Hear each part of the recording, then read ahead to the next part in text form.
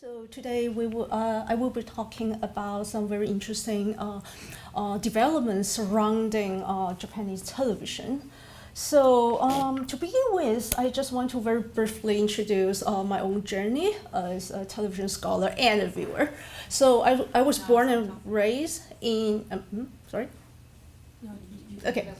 I was born and raised in Taiwan. So then in 2009, I moved to London, United Kingdom, to do my PhD. And then fast forward in 2017, I moved back to Taiwan, stayed there for a few months before I moved to Japan to start my work there. So that means in the past 15 years, I've been changing different locations and also experiencing all these really crazy changes in the television landscape. So for me, as a foreigner, I always think that Japanese television is so weird and so interesting.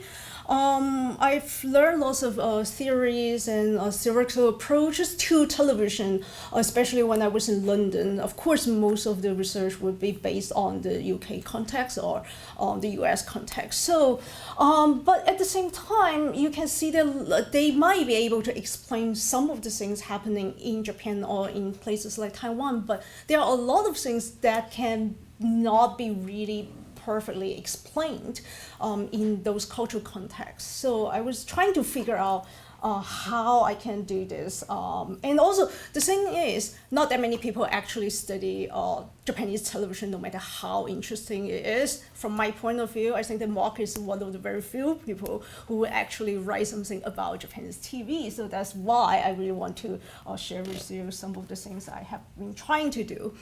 And what I'm going to present is part of, is largely based on an article I worked for Amanda's special issue. So, when I was trying to write that article, in fact, what I was really trying to think about is like, what are the key features of Japan, of the so-called television device ecology in Japan. That was originally what I actually wanted to talk about, but I jumped too fast, so I didn't actually talk about the historical development of the history of internet distribution in Japan. So I think that was what I need to do first. And then moving on, I really want to explain and analyze the features of Japanese television device ecology. Why? Because Japan is a very, technologically speaking, is very technologically advanced. But at the same time, it's also really is one of the countries which still embrace very old technologies. That is a country that still use fax machines and also floppy disk. I'm not even kidding. They actually still use it. I have no idea why. So that means I saw so many weird things happening in Japan as a foreigner. So my question originally would be, how have those features come about? And what would be the legal, economic, and cultural conditions that shape this kind of device ecology?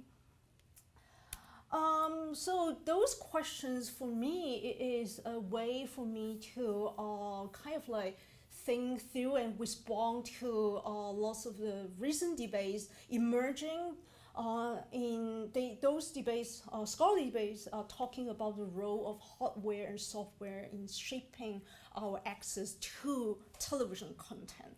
So here, these three pieces of work is just some of the most important things. So as we know, nowadays, hardware and software, like apps, interfaces, have been more and more important in guiding us to content. Or lots of times when they are able to help us access some kind of content, they also have the power to make it difficult for us to discover some other kinds of content. And we know that now we have so much more content to consume. So how can we find the content and actually click?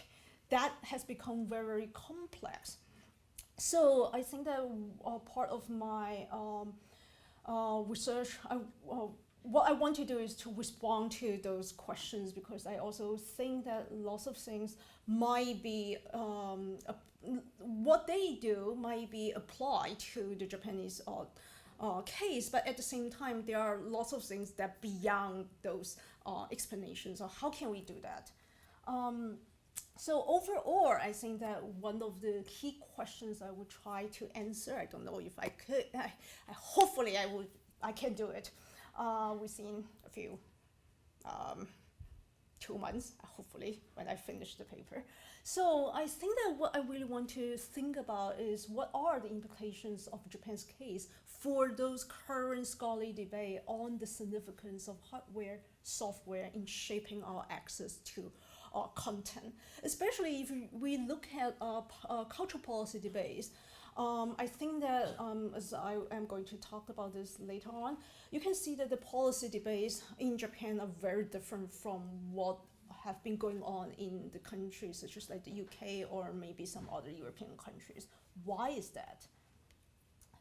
So before I get into the device ecology, I still need to very briefly introduce the key features of Japanese television landscape as a whole. So first of all, Japan basically it has been configured since the beginning of the age of television. It is configured by a dual television structure. So first of all, they do have a very powerful, influential, famous public broadcaster called NHK, very successful, but at the same, and NHK is largely based on the BBC model. But then they also have a very, very strong and healthy commercial system, which was originally developed. They had the American commercial model in mind. So they put these two very dominant kinds of system together. So that is how it was like in Japan. And importantly, those big 5 commercial networks, like NHK is on the top, and all others are the 5 major commercial networks. The 5 companies which own those 5 networks, they also owned all those major media outlets in Japan. So that means that those 5 companies are extremely powerful and influential in Japan. And importantly, these 6 free-to-air networks, as broadcasters, they have been enjoying a very long-term dominance in this Japanese media ecosystem. So that means that the ratings have been really high. Also, they all have the most important resources, like they control the whole media ecosystem. That kind of dominance is still like in this day and age is still there. So it is nearly unheard of if we actually think about other cultural contexts. Because of this, pay TV services are not important at all. They have very limited influence. People are not used to pay for television, partly also because Japanese people they have a very strong preference for local television content. So all those like pay TV services, they give us lots of like American TV shows, but they literally don't care. Even if they have some Japanese shows, because in terms of budget, they're lower. So still, people don't care. Because of this feature, the adoption of internet distributed television was significantly slower than many other countries, at least developed countries, in the first half of 2010s, because those countries were really dealing with the challenge Netflix has posed back then. But in Japan, people are like, yeah, we don't need to care about this. They still enjoy high ratings. They still could produce a program with easily it will have like 20% of the ratings, so which is like unimaginable in many other countries. That being said, it's not like they didn't have online services. So for example, NHK On Demand was introduced in 2008, which was a kind of a response to BBC's iPlayer. But at the same time, the regulator in Japan said that you couldn't make it a free service, even if NHK really wanted to do it. So it was a pay service not covered by the NHK's receiving fee, which is identical to the BBC license fee. And then you can see that they do have lots of programs, but the programs were not attractive in a sense, and also people were not used to the idea of like paying something. Don't forget that they already were paying for receiving fees. Like, you are using NHK and something that's from NHK, why do we still need to pay? So it's like not that many people were using it. Even like now, today, I think that the penetration rate was still around 2% or even lower than that. So is like not significant to most people. And then commercial broadcasters, they still don't care. They do have some services before the mid 2010s, but still it was not popular. They didn't actually really make an effort making their services attractive. But it was not until 2015, finally, thanks to the introduction of Netflix and Amazon Prime Video, they launched the service. Both of them launched the services in September. And then partly as a response to this trend, they were kind of like starting to worry about this, like, okay, maybe we need to do something about it. Partly because the ratings start to decline, finally. So they were like, okay, maybe we should do it. So this is the first attempt they had. So those commercial broadcasters, the main five, they together they launched a joint official portal called TIFR is ad supported, it's free. And then it was the service went live a month after these two American services entered the Japanese market. And then that was the first time ever you actually see the commercial broadcast being actually aggressive in trying to provide Japanese audiences with some kind of online access to television content. So how can we understand those trends in Japan? So first of all, what I noticed is that if you look at the European debates, when it comes to policy debates, cultural policy debates, you would be able to see, at least from the case of the UK, you would see that lots of times the debate would be about how and to what extent the regulators, such as Ofcom, would be able to protect the prominence and discoverability of public service media. In the case of the UK, that would be like BBC, of course, and ITV and other things, other public service media. But interestingly, in Japan, basically, these two concepts were completely absent, not just from the public debates, policy debates, but also within the media discourses. You just literally don't hear any relevant terms popping up. And I'm not just saying that there aren't concerns surrounding the discoverability or prominence of NHK. The two concepts, what I'm trying to say is that the two concepts were basically absent in the debates in Japan. But why? I think that going back, I think that one of the key reasons would be because those free-to-air broadcasters, they have been so dominant to the extent that they actually don't care about it because they are prominent enough. So even though that they notice that the ratings are lower than ever, but they still didn't actually come up with those solutions. And also, I guess maybe they are still relatively new in this internet distribution business. So how are they going to respond to it? I'm not sure if they actually worry about it, or even if they worry, those terminologies just don't come up from the debates. And interestingly, if you look into the history of the development of Japanese broadcast ad, in fact, you can see that they don't have, even like now, they don't have any kind of like must-carry rules apply to the cable TV services.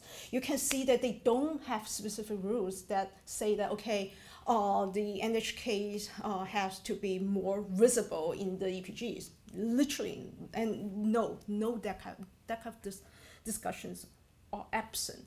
So you don't even see the quota, that kind of discussion at all, because basically they control it. They have been able to catch the audience eyeballs. So that is why they don't talk about this. And importantly, NHK Plus and NHK's portals are not significant at all in shaping online viewing.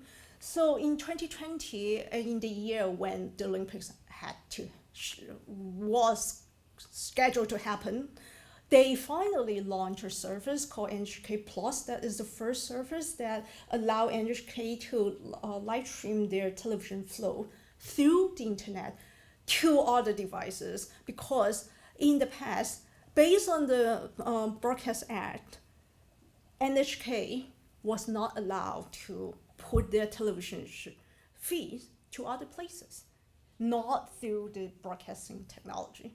So that means that was the first time ever in Japan, live free-to-air television flow could be detached from a television set and from the so-called broadcasting technology.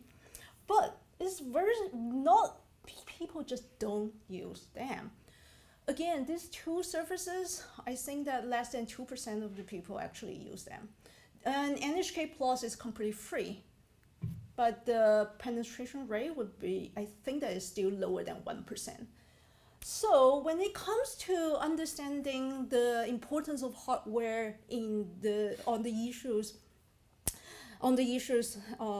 relating to prominence and discoverability, one thing that sometimes people want to analyze would be what kind of buttons you will have on your remote controls. That is one of the easiest way for people to find something to watch, right? So especially if you belong to older generations, which is like definitely the case in Japan. So I try to make this table. This is the latest. I make it. All the data is in October last month.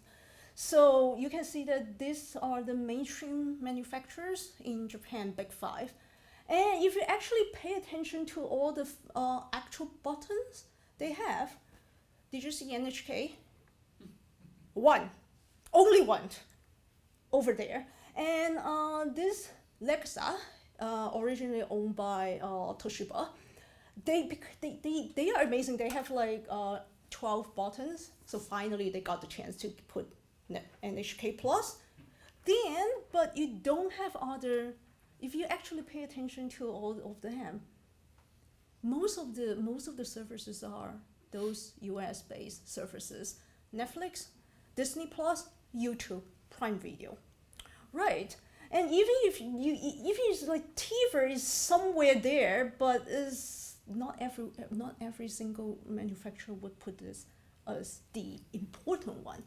So what would be the policy debates about in Japan? I think that they still focus a lot on how they can get the money from the viewers. But at the same time, viewers are increasingly unhappy about the fact that they need to pay, and then they don't like it. So we've seen the media discourse, there have been lots of debates going on saying that, you know what, you should scramble NHK, make it a pay service. Someone who wants to pay. We don't need a public broadcaster anymore. But if you can see that public debate, on the one hand, they are like, we need a public broadcaster, pay. And then the other one is like, no, we don't want you anymore. So this kind of conflicts are still going on, but how can we understand this ongoing debates? I think that we still need some time to figure this out. But at the end, I just want to talk about something that's happening from last year, so which might be a very interesting development, even though I don't necessarily think that would be that popular. So in last year, some manufacturers decide to do something. So they create a kind of television called tunerless television. So that television cannot show free-to-air networks. In Japan, if you have any device that can allow you to receive the NHK, immediately you need to pay. So people are like, I don't want to pay. What can they do? Okay, how about having a television without tuner? That's really good. Perfect, right? It's like, so lots of people see this as something that's against NHK's television receiving fees. So of course it's not that popular right now, but I think that the fact that you can see those manufacturers producing something like this is in itself interesting. And to those people who would be asking, so what is so different between, like if they don't have tuners, they're just monitors? No, they tell us that, no, we have billion OS, so it is still a smart TV. Say, fine, whatever. So how would those new devices are challenging some of the common understanding of television or our understanding of receiving fee? I think that is something I would try to answer, and hopefully I can respond to some of the questions all those existing current debates have raised. So that is my presentation. Thank you very much. Thank you so much. Yep. Thank you so much, Yu-Kei. Is there a question in the room? Yeah. Yu-Kei, thanks so much for this. This is such a fascinating development. I appreciate your kind of counter-positioning with the NHK. I guess I was wondering about with the manufacturers, and I guess the operating system is proudly announcing it's Google. So what are many manufacturers making these tunerless TVs? Yeah. So right now, all the manufacturers which are making those are the really low profile manufacturers that no one actually know that much about. So I think that is a very interesting debate. Many people have been asking, like Sony, Sharp, all those mainstream services, are you actually also going to do something about it? Do you also want to make something like this? But all different major manufacturers have different answers. So some people are like, nah, we are not sure. And I think that most Japanese manufacturers are like, they are relatively against this idea because they identify themselves as the better manufacturers, so they don't want to produce something that's cheap. So all of those manufacturers are in the lower end. But at the same time, if you think about this, if you are a student, why would you want to pay a lot for having Sony? It's great, but it's too much, and they don't care about NHK at all, right? So having this would be very interesting. But it's also very interesting that it's getting more and more expensive now. So I think that how can we draw the line? And I guess for those major manufacturers, they would still be under, I think that under a certain kind of pressure. I don't think that the NHK would be very happy about it if those major manufacturers actually enter the market. Or even commercial broadcasters. Yeah, I guess so. Yeah, so it's weird. Japan's really weird. Yeah. Is there another question in the room? Maybe in the chat room? I do have a question. Yeah. Yes. I don't know if that's a lot.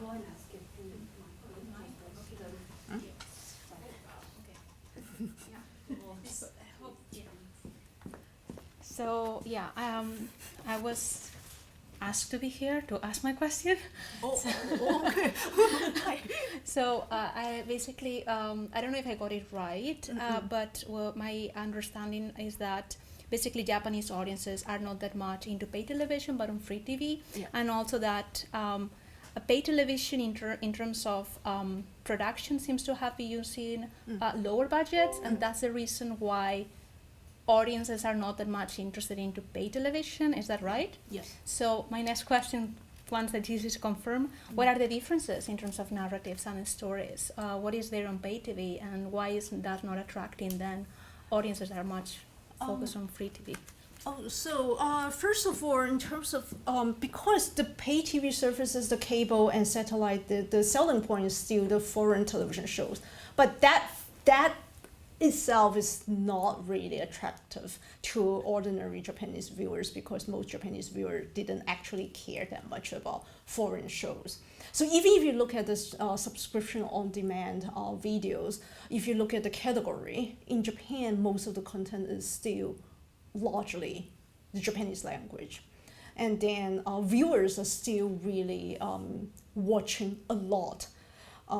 If you look at the data, it's like the top 10 most watched videos would still be mainly from the mainstream broadcasters, not even Netflix's own production. So that is very interesting. But at the same time, those pay TV services, they do have some the so-called quality programs. They try to be a kind of like HBO-ish, but still that kind of, but they don't always have the resources. So they do sometimes get the best actors and actresses and get all the funding they can, but at the same time, most of the cases, those established actors and actresses will still prioritize the traditional legacy media's productions. So lots of times those. So for example, there's a service called Wow that is the most premium service.